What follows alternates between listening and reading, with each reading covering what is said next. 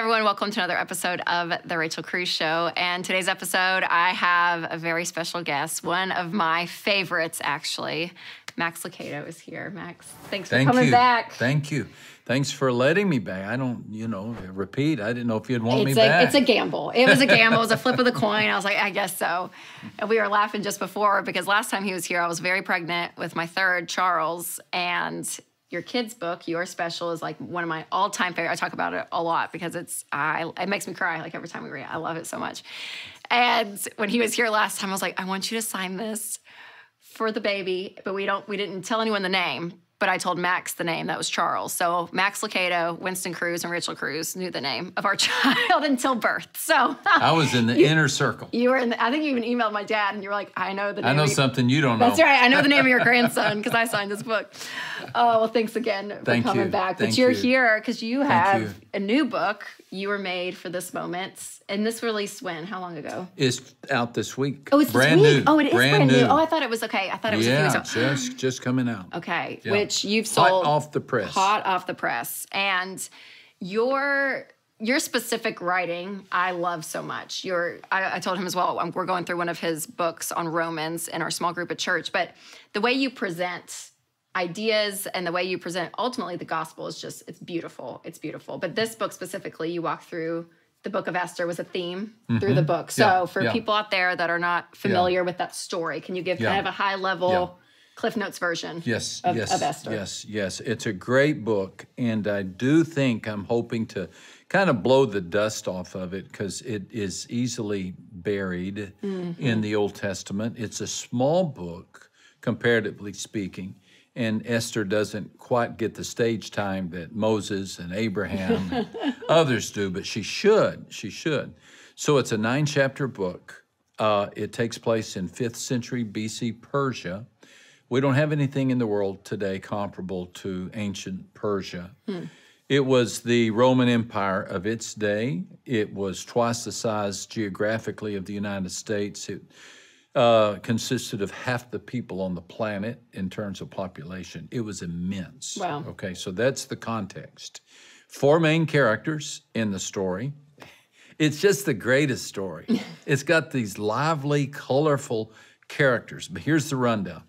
Okay, King Xerxes was 32 years old, rich beyond imagination. A womanizer, ultimate misogynist, more of a drinker than a thinker. He was just a bum in terms of, running. He had a harem. He had hundreds of women at his disposal. His right-hand man was named Haman, which I always chuckle because it sounds like hangman, because he was a killer. He was a murderer. He had blood on his hands, and he had a hatred for the Jewish people. So Jewish people were in Persia. They were dispersed all over the world. We're 3 generations now removed from the dispersion of the Jewish people. So it's been 3 generations since they knew Jerusalem. There's no temple. There's no Torah that they're exposed to. And so one of those Jews is named Mordecai. Well, somehow he's worked his way up into the inner circle of the king's court. And he has this niece by the name of Hadassah or Esther. And so those are the main characters, okay? So Xerxes, he's the ultimate misogynist. He wants Vashti to dance in front of his bibulous male buddies. They're all drunk. It's just terrible. Yeah. And she refuses. Good for you, Vashti. She gets the boot, so he needs a new queen. So he does the equivalent of a Star Search contest. And guess who wins? But Esther. And guess who no one knows is Jewish? Esther. Mordecai's Jewish. She's Jewish, but nobody knows it. So that's part of the story, is that they concealed their Jewish identity. They kind of compromised rather than stand out. Well, what caused them to stand out is this anti-Semitic, Jew-hating Haman demands that everybody bow before him. Mordecai refuses to do so because he's Jewish and he knows, even though Haman doesn't know he knows that Haman hates Jews. He refuses to bow, and that triggers everything, sets it in motion. And I'm going to pause and let you ask a question because I'll take up all of our time. No, I love it. Because there's so many plot twists. There's so many things that go on. It's just the best. It's so unexpected. So for you, though, in this, you know, you chose this story for a reason. Exactly. And to bring a level of inspiration for us This day today and in age. 2021. Yeah. So what are you seeing? What's the correlation? What are things that we can take from that and just say we can really apply? Yeah, apply I was working. I'm still a pastor of a church in San Antonio, and I was preparing a sermon series, and I actually was going to do a series on stewardship, which is important for every human being, every church. But it seemed a little pandemic hit. The pandemic hit. The racial divide hit. The world just seemed in chaos. So it seemed like that we needed to study as a church. Is there a story in the Bible about global calamity? Well, of course, there are a bunch. But we had never studied the story of Esther. And that's such a classic story because if you're a Jew in Persia in 5th century BC, and you've got this despot for a king, you've got this thug as his right-hand man, and you're Jewish, and you're just a tiny remnant of people. You're not even important to the Persians. You're not even matter to. You're really not on their, you don't matter to them. You're going to feel tiny and small. Yeah. I think a lot of people today, Rachel, feel tiny and small. If they're weary, they're wounded, and they're worn out by everything that the world has gone through. I know that there's people who are political, who are arguing and fighting, but the vast majority of people are just saying, I'm just tired. Yes. Just tired. Yes. Somebody help me. I'm trying to raise my kids in the midst of this. I'm trying to stay healthy in the midst of this. I don't want to fight with anybody. I just want to, lead a God-fearing good life. Right. That's what the story of Esther's about. How God guides his people through a difficult time. And of course, the great trivia question of the story of Esther is it's the one of 2 books in the Bible where God's name is not mentioned. Oh my God. Okay. Well, I thought it was just one book and it was Esther. What's the second? Song of Solomon is in there. Song of Solomon. Every day. And to be honest, I would have failed trivia. I always knew it was Esther. I would have failed it too until about 18 months ago. I always thought it was just one book, and then I got corrected. Yes. Yeah, and I'm a pastor. I'm supposed to know those things. No. So I was actually, right before you came, I was doing another interview with Christine Kane, and we were talking about drifting and how our world, like what you just said, it's so volatile. I mean, you can go into whether it's spiritual or political or health or financial. It just feels like everything is just so many trigger points. It's just so wild. It really is. And so the anchor point, though, right, of our spiritual walk, of how key that is. So for people that don't feel like they are not close to God, because some people, some of you watching don't even necessarily have a faith walk or a spiritual life. But those that say that they do, they still could feel far, or like he's not listening, right? Yeah. Or that level of almost feeling in isolation. Absolutely. I'm sure Esther felt that in elements, or if there's parts of that story that has that. So what encouragement do you see from that book and of what we can have today in a spiritual walk with God? You ask great questions. You found your niche. I don't know. No. I have a lot in my head. I'm like, okay, I have a short amount of time with them. We only have 4 hours. Yeah, that's right. That would be great. Okay, so Mordecai refuses to bow down before Haman. That forces his hand, and now everybody knows he's Jewish. And everybody knows the Jews are about to be destroyed. So Mordecai responds by entering into a time of repentance. He puts on sackcloth and ashes. He walks up and down the streets. He's crying out. He's screaming. He's beating his chest. And here's the guy who's related to the queen. And so she gets word of what he's doing, an example of how cloistered the life is that she's living. Apparently, she doesn't even know there's been a Holocaust declared, because he has to tell her what's going on. She says to him, get your act together. We got a good thing going here. Don't blow it. And he sends a message to her, said, don't you know we're about to all be killed? And apparently she didn't know. And that's when he gives that famous statement, you're here for this, who knows, but that God has placed you here for such a moment as this. Yeah. And that's why we entitled the book, You Were Made for This Moment. And she responds, I'm almost hesitant to get to what she did in case I don't want to tell everybody what happens next. I want them to read it.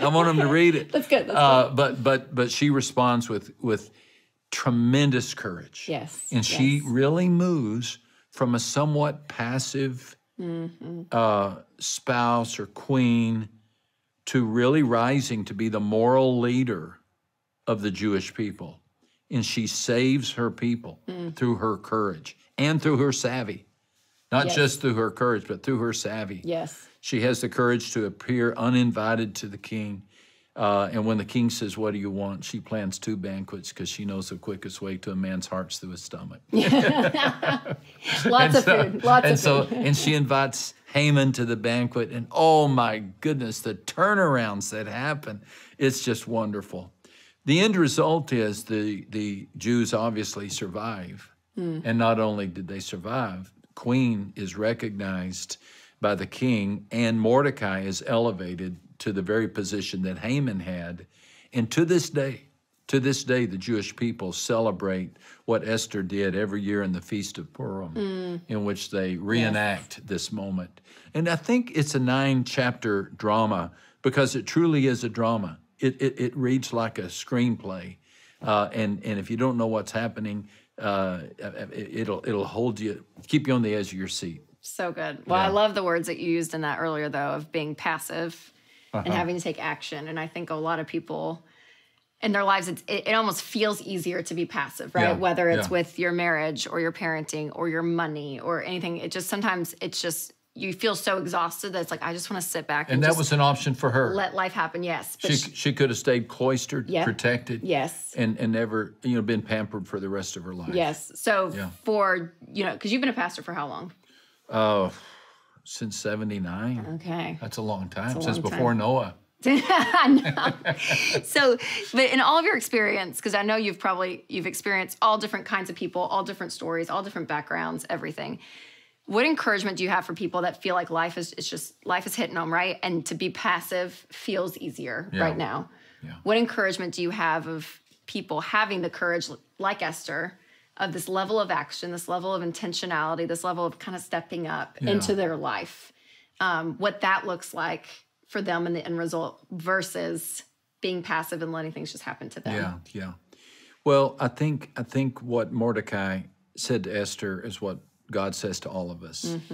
Who knows but that you have been placed here for a moment such as this? In other words, God himself orchestrates, Rachel, the generation into which we're born, the nation into which we're born, and the situation into which we're born. It's not accidental. And the fact that you're here right now in this era with this responsibility, born into the circumstances into which you're born, that's all part of God's plan. It's all part of God's plan. And so that's reassuring, but it also can be challenging. It's reassuring because it means, okay, God's in control. But it's challenging because it means, okay, God's got a job for me. Yes. It's my assignment to raise these kids, or it's my assignment to live in this neighborhood, or it's my assignment to face this era, this challenge, this racism, this sexism, whatever it is that the world is facing right now. Yep. It's my assignment to try to do my best to respond in a courageous way. Yes. It's very tempting to withdraw and to hide out. I get that. I mean, my office in the church is a very safe place. I don't want those troublemakers walking in my door. But that's just that's not our assignment. Yes. I think Esther reminds us that God is going ahead of us, and he's doing things behind the scenes that we cannot see, and he'll never give us a challenge we cannot meet. I love that. And there's a level of even, you just saying that, a level of rest that you can kind of be in. I went to this retreat thing a few weekends ago, but part of their walking through the weekends were these different, what they called realities. I won't get into them all, but the first one is that God has called you to be part of his bigger story. And then the second is that you have a specific role to play. And if you don't play that, no one else will. Yeah. And it's this idea and the I don't know, the wording of that or the beauty of that, which again, such a time as this. And in this moment, I'm like, there is a rest that we can have. It really is. That there is that purpose, and there is something there. And like you said, it's the God of the universe, right? Did it. He designed it. Yeah. from the moment that he knit you in your mother's womb to now and where you're at. And there's a level of comfort there. And again, even if you're not someone of faith, I'm like, to know that there is something bigger going on in people's story, in their stories. And I think it's beautiful, absolutely beautiful. And you wove it so well together, obviously, with the story of Esther and this book. So thank you so much. Thank you. Max, again, for stopping by. It's so wonderful. Again, you were made for this moment, you guys. Do you have any other secrets you want to tell me? You know, like your son's name or anything? Oh, I know I should. And then you can email the family and be like, I know something all of you don't know. I love your family. Let me just say that. Well, thank you. You know, your dad's my hero, and we're old friends, both, in terms of age. But I love you guys. Thank you so much. We appreciate you so much, and all that you do, and the fact you stopped by. The old Rachel Cruze show. I really do. I really appreciate it. So you guys, you can pick up the book anywhere books are sold. And where can everyone find you? MaxLucado.com. Yeah, MaxLucado.com. Perfect. Right, well, thanks there. again. Or you can go to the parole officer and ask him. We're in either one, people, either one. Thanks again. I appreciate it.